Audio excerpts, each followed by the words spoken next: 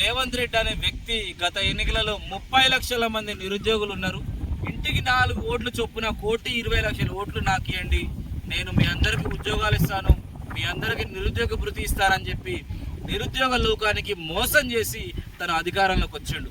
తన అధికారంలోకి వచ్చిన తర్వాత కూడా ఒక్క నోటిఫికేషన్ ఇవ్వలేదు, ఒక్క ఉద్యోగం నింపలేదు, ఒక్క పరీక్ష పెట్టలేదు, ఏం చేయలేదు. కాబట్టి ఈ నిరుద్యోగ లోకం ఈ అజెండాతోని, ఈ నిరుద్యోగం అనే అజెండాతోని ఈ పట్టభద్రుల ఎన్నికలలో కాంగ్రెస్ పార్టీ ముందుకు పోతే, రేవంత్ రెడ్డి కానీ ఈ ఎన్నికలలో ఇదే అజెండాగా పాల్గొంటే నిరుద్యోగులు కాంగ్రెస్ పార్టీని, రేవంత్ రెడ్డిని ఓటుతో కాకుండా చెప్పుతో కొడతారనే భయంతో ఈ అశోక్ సార్ అనే వ్యక్తిని రంగంలోకి దించాడు.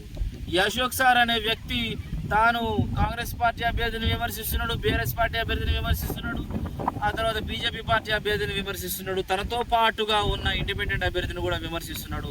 కారణం ఏంట్రా అంటే ఈ ఎమ్మెల్సీ ఎన్నికల యుద్ధాన్ని ఒక ఇండిపెండెంట్ అభ్యర్థికి ప్రతిపక్ష పార్టీలకు మధ్య యుద్ధంగా మలిచే ప్రక్రియ మాత్రమే.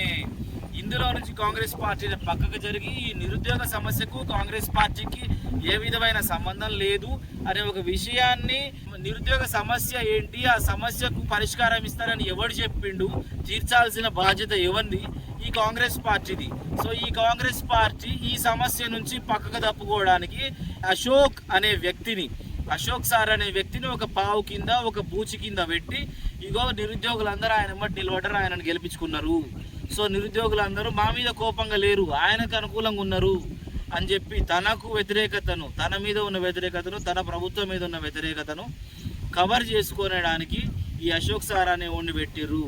అశోక్ సార్ అనేటోడు కేవలం ప్రాక్సీ, ఒక కీలు బొమ్మ అభ్యర్థి, ఒక డమ్మీ అభ్యర్థి. తీన్మార్ మల్లన్నకు డమ్మీ అభ్యర్థి ఎవడురా అంటే అశోక్ సార్. ఆయనకి ఏం ఓట్లు రావు, కేవలం మీడియాలో ప్రచారం చేస్తున్నాడు. ఈ ప్రచారాన్ని తిప్పికొట్టే భాగంగా ఒక బాధ్యత కలిగిన యువకుడిగా నేను ఈ మాట చెప్తున్నా. మిత్రులారా, దయచేసి అర్థం చేసుకోండి, ఆలోచించి ఓటు వేయండి.